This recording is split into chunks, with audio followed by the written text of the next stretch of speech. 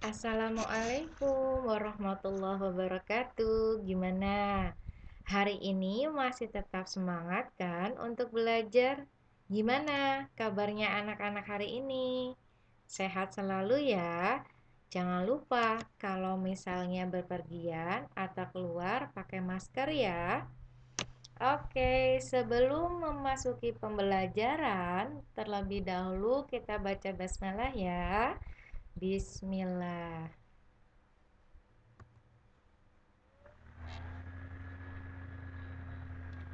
Masih tetap subtema yang ketiga tentang globalisasi dan cinta tanah air. Masih ingat kan apa itu globalisasi? Dan apa hayo cinta tanah air? Oke, kita memasuki pembelajaran yang kelima. Pada era globalisasi ini sangat diperlukan semangat untuk cinta tanah air. Semangat cinta tanah air akan membuat Indonesia semakin berkembang dan siap menghadapi era globalisasi. Apa lagi yang bisa kita lakukan untuk menunjukkan sikap cinta tanah air sebagai anak Indonesia? Hari ini kita akan belajar yang pertama membuat poster bertema pendidikan, yang kedua menjelaskan faktor pendorong dan manfaat kerjasama ASEAN. Sikap yang akan kita kembangkan, yang pertama percaya diri, yang kedua jujur. Di dalam globalisasi ini menyebabkan masyarakat dunia menjalin kerjasama di berbagai bidang, termasuk olahraga. Masih ingat tentang Asian Games pada tahun 2018? Oke, tentunya salah satu kerjasama di bidang olahraga antar negara adalah ASEAN Games. Untuk mempublikasikan kegiatan tersebut, biasanya dipasang poster, baliho, atau reklame lain di jalan-jalan dan tempat umum. Faktor pendorong dan manfaat kerjasama ASEAN, coba dilihat. Gambar apa yo itu? Siapa yang tahu arti Bhinneka Tunggal Ika? Iya, pinter. Di sini ada faktor pendorong dan manfaat kerjasama ASEAN. Yang pertama, perbedaan sumber daya alam. Di dalam perbedaan sumber daya alam, negara-negara ASEAN terletak di kawasan yang sama.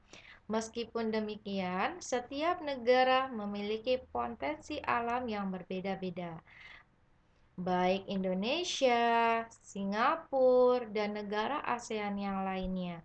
Perbedaan ini menyebabkan terjadinya interaksi antar negara yang saling membutuhkan. Misalnya, Thailand merupakan penghasil beras utama di Asia, sedangkan Indonesia penghasil kayu. Indonesia melakukan impor beras ke Thailand. Sebaliknya, Thailand memerlukan komoditas kayu untuk berbagai keperluan di Thailand. Sedangkan perbedaan ideologi yang kedua merupakan dasar atau landasan suatu negara yang merupakan visi atau cita-cita dari bangsa atau negara-negara tersebut. Faktor yang ketiga adalah perbedaan teknologi. Di dalam perbedaan teknologi, banyak sekali perkembangan teknologi di setiap negara. Memang berbeda, ada yang berkembang dengan pesat, bahkan masih ada yang belum mengenal teknologi sepenuhnya.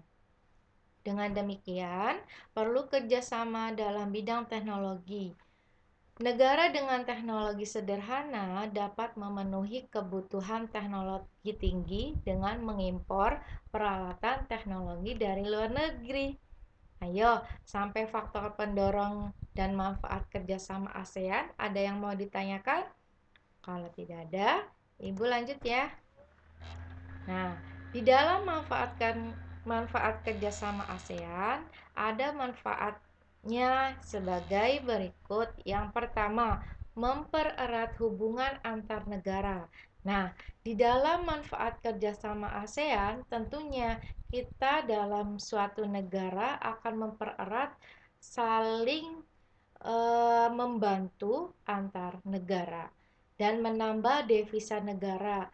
Terus terciptanya kedamaian antar negara, meningkatkan potensi ekonomi, serta berkembangnya iptek, ilmu teknologi.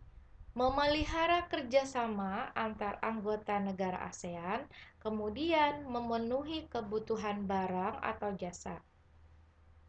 Meningkatkan kualitas pendidikan atau pertukaran pelajar. Misalnya Indonesia ke Malaysia. Ya, betul kan? Malaysia ke Indonesia. Pertukaran pelajar. Serta memperkenalkan budaya sendiri di depan negara asing. Kita mempunyai keunggulan, kita harus bisa menyampaikan atau memberikan suatu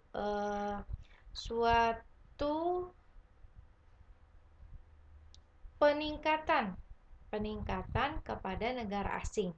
Terus kemudian memasarkan hasil produksi ke negara asing. Kita lanjut membuat poster. Di sini ada ibu buat tentang poster pendidikan ya, bertema pendidikan, yaitu sekolah adalah rumah kedua kita. Tentunya sekolah kalian sudah kangen kan sama sekolah? Iya, betul. Iya, ibu juga kangen loh sama kalian semua. Ya, poster merupakan salah satu media pemberitahuan yang terdiri atas tulisan, gambar, atau kombinasi keduanya. Poster berisi ajakan atau himbauan kepada masyarakat untuk melakukan sesuatu. Ada beberapa cara, ada 4 cara nih membuat poster pendidikan agar menarik minat para pembacanya. Apa aja sih, Bu? Nah, tentunya tentukan tujuan dan topik yang akan disampaikan. Yang pertama, yang kedua, gunakan gambar yang menarik perhatian. Yang ketiga, gunakan kalimat singkat dan bisa mengsugesti pembaca. Maksudnya mengsugesti itu dapat dipercaya atau ketertarikan antara pembaca untuk dapat membaca poster yang kita bikin. Contohnya, sekolah adalah rumah kedua kita. Tentunya kita sangat rindu sekolah ya. Sehingga ada COVID seperti ini, kita harus belajar di rumah masing-masing. Tapi tetap semangat ya, Nak. Oke, demikian pemberitahuan dari Ibu. Kurang lebihnya Ibu mohon maaf. Wassalamualaikum warahmatullahi wabarakatuh.